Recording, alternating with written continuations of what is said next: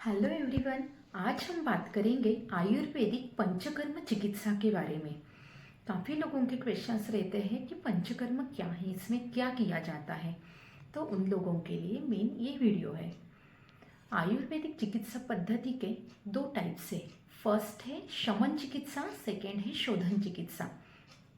शमन चिकित्सा means orally medicine through treatment देना, और दूसरी है शोधन चिकित्सा जो सद्य फलदायी चिकित्सा बताई गई है। जिनको भी ओरल मेडिसिन से ज़्यादा रिजल्ट्स नहीं आते हैं, उनमें हम पंचकर्म डिटॉक्सिफिकेशन, शरीर शुद्धि करके हम उसमें ओरली मेडिसिन दे देते हैं।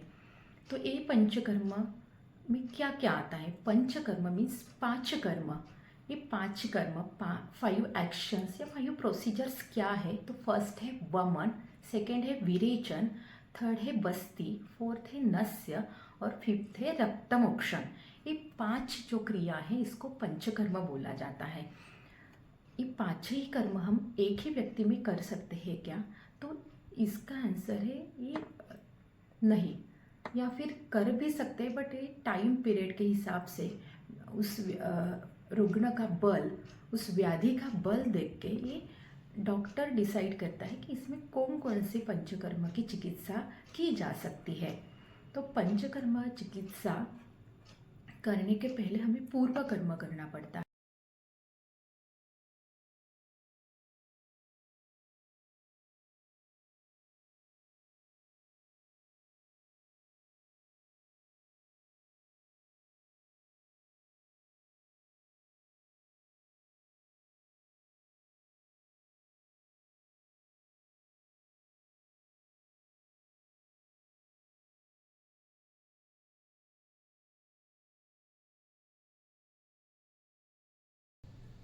पंचकर्म चिकित्सा मेनली 3 स्टेप्स में की जाती है।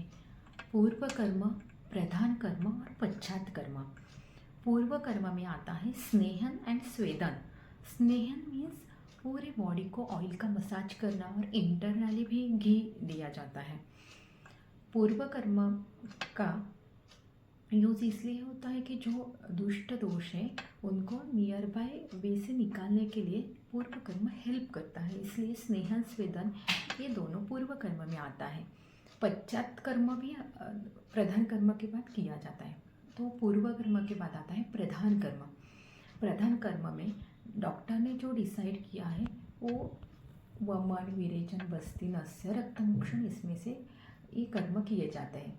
तो जो वमन है, वमन मीन्स वोमिटिंग करवाना।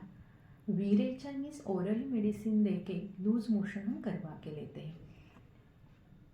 बस्ती, इसके भी 3 टाइप्स हैं। उत्तर बस्ती, अनुवासन बस्ती, आस्थापन बस्ती। अनुवासन मीन्स ऑयल का बस्ती, उत्तर बस्ती हम फीमेल्स में करवाते हैं, और आस्थापन बस्ती जो काढ़े का बस्ती दिया जाता है means enemas. नस्य means nasal drops, हम इसमें अनु तेल या पंच ज्ञानेंद्रिय वर्धक जैसे तेलों के द्वारा हम नस्य करवाते हैं। और 5वां है रक्तमोक्षण, लेंटिंग। तो ये जो 5 कर्म है प्रधान कर्म में आते हैं, और इस प्रधान कर्म के बाद आता है पश्चात कर्म। इस प्रधान कर्म द्वारा अग्निमंद हुआ रहता है। इस अग्नि को धीरे से अग्निवर्धन करने के लिए हम स्लोली डाइट को बढ़ाते हैं। इसमें मंडप या विलेपी जैसा हम आहार का नियोजन करते हैं। ये आता है प्रधान कर्म। तो किस व्याधि में कौन से पंचकर्म करने हैं और किस ऋतु में करने हैं, ऋतु के अनुसार भी पंचकर्म किया जाता है। जैसे वासंतिक वमन, वसंत ऋतु में कफ के लिए वमन करवाते हैं, या फिर शरद ऋतु में बढ़े हुए पित्त के लिए विरेचन करवाते हैं। ये ऋतु अनुसार भी पंचकर्म डिसाइड होता है, या फिर रुग्ण और व्याधि बल देख के हम किसी भी ऋतु में भी ये पंचकर्म करवा सकते हैं। इसके लिए आपको आपके नियर बाय डॉक्टर की सलाह जरूर लेनी चाहिए।